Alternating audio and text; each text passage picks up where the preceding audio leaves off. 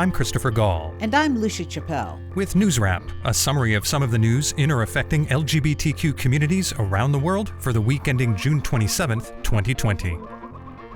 A new law banning gender studies programs in Romania has academics, queer rights groups, and students in revolt. The legislation prohibits educational institutions from spreading theories and opinion on gender identity, according to which gender is a separate concept from biological sex. There was no public debate before the amendment to the education law was approved by Parliament last week. It mimics similar academic restrictions in neighboring Hungary and Poland. A statement issued by the University of Bucharest charged that the new law contradicts fundamental rights guaranteed by the Romanian Constitution and international conventions such as freedom of conscience, freedom of opinion, and university autonomy. Some professors there and at other universities vowed to ignore the ban. Soon after the law passed, hundreds demonstrated outside the palace of President Klaus Johannes. Johannes is a politically centrist ethnic German, and he has already hinted that he does not approve of the legislation. Student organizations warned that the law would send Romanian education back to the Middle Ages. They've launched an online petition urging Johannes to veto the measure. Lawmakers in the lower house of Gabon's parliament voted this week to decriminalize same-gender sex. Approval was hardly overwhelming. 48 members voted yes, 24 no, and 25 abstained. The legislation repeals a provision in the penal code passed just last year that made same-gender sex illegal. That law punishes offenders with up to 6 months in prison and heavy fines. The bill's passage in the Senate is not assured. The ruling Gabonese Democratic Party is in the majority, but it's divided on the issue. One party MP in the lower house who voted against the bill complained that 48 deputies shake an entire nation and its habits and customs. President Ali Bongo Ondimba has not voiced an opinion. However, his wife Sylvia tweeted that Parliament is restoring a fundamental human right for its citizens, that of loving freely without being condemned. Yes to dignity, no to hate. Gabon sits on the Atlantic coast of Central Africa. It's among 33 of 54 countries on the continent that outlaw same-gender sex. 73 countries worldwide do so as well. Most so-called crimes against nature laws are remnants of European colonialism. On the bright side, Human Rights Watch notes that 6 African countries have overturned their sodomy laws since 2012. A terrorist knife attack at a park in the southern England city of Reading made headlines this week. In most reports, the sensation of the word terrorism overshadowed the fact that the 3 men who lost their lives were gay acquaintances. James Furlong, Joe Ritchie Burnett, and David Wales were regulars at the Blagrave Arms, a queer-inclusive community pub. Wales was a scientist. Ritchie Burnett moved from the U.S. to the U.K. 15 years ago and worked at a pharmaceutical company. Furlong was a well-loved history teacher. It's being called a terrorist attack, but officials described the 25-year-old Libyan refugee in custody as having problems with alcoholism, homelessness, and mental illness. He was arrested almost immediately at the scene. Witnesses told the BBC he had a massive knife and suddenly shouted some unintelligible words and went round a large group trying to stab them. The June 20th attack seems to have been random. Queer community leaders praised each victim as proudly gay and an active supporter of equality. More than 100 people gathered outside the Blagrave Arms on June 22nd to place flowers and mourn the trio. A GoFundMe page has been launched to raise money for their funeral costs. The election of MP Chancey Paik as Speaker of Parliament in Australia's Northern Territory made history this week. He's the first openly gay Indigenous lawmaker to lead any Australian parliament. Paik was chosen after the previous speaker resigned in a corruption scandal. Paik said that his election sends a strong message for our young kids growing up. You have to believe in yourself and know that these are options for you in the future. Indigenous MP Nori Kit rose to fill Paik's former position of Deputy Speaker.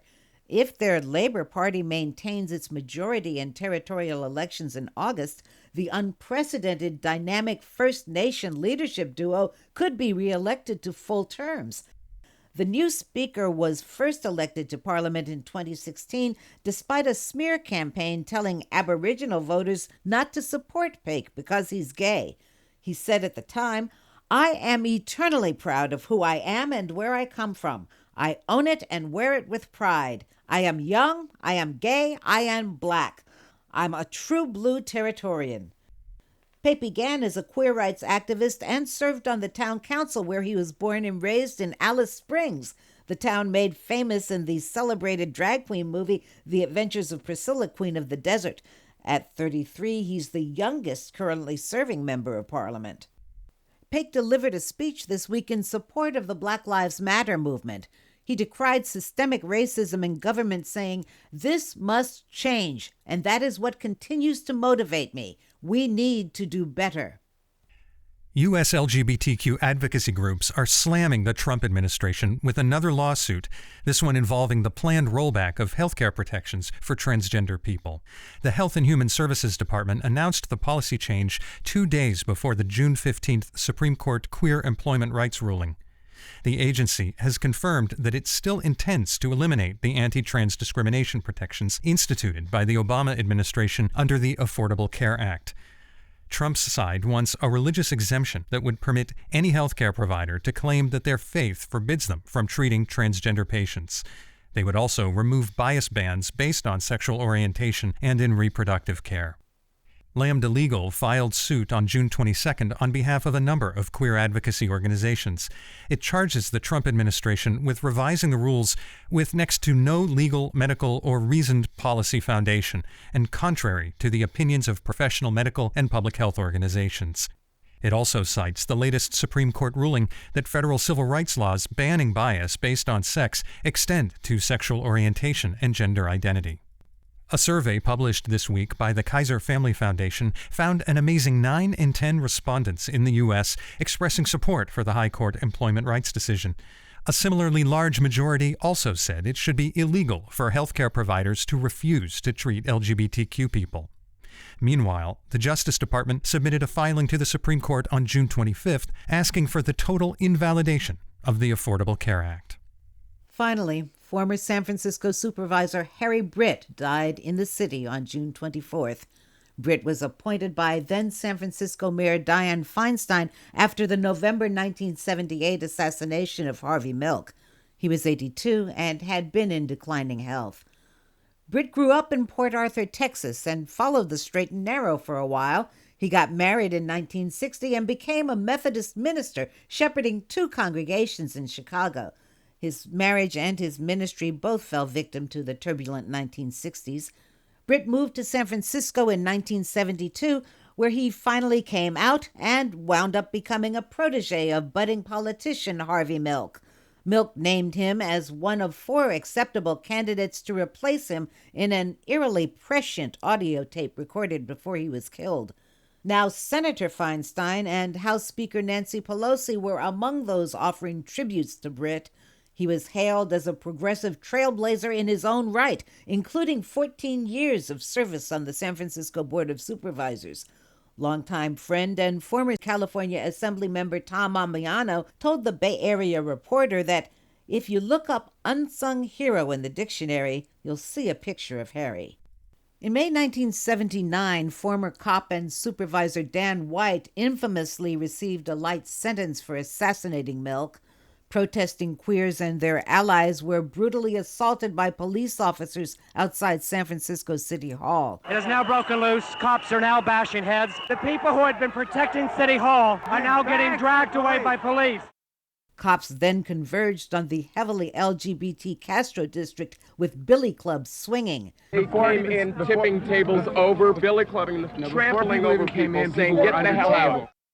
Harry Britt spoke to thousands of people the night after the White Night riots at a previously planned birthday celebration for Harvey Milk. His words could almost have been spoken yesterday. Tonight, 15,000 people have gathered to demonstrate with their love that the spirit of Harvey Milk will always be alive in our city. And I sure as hell don't have to tell you that Harvey Milk's people do not have a damn thing to apologize to anybody for ever. Let no one believe that the step that we have taken is a step from nonviolence to violence. We have suffered too much at the hands of violent people ever to go down that road. But let us say with our new strength that we are tired of dealing with pigs, and that from now on, the people who would follow the spirit of Dan White are going to have to deal with us. That's NewsWrap, global queer news with attitude for the week ending June 27th, 2020. Follow the news in your area and around the world. An informed community is a strong community. NewsWrap is usually recorded in the studios of KPFK Los Angeles, but we're recording remotely during the COVID-19 emergency. The news is written by Greg Gordon, edited by Lucia Chappelle, produced by Brian DeShazer, and brought to you by you.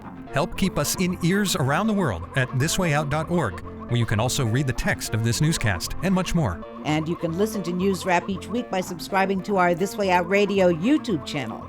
For This Way Out, I'm Lucia Chappelle. Stay healthy. And I'm Christopher Gall. Stay safe.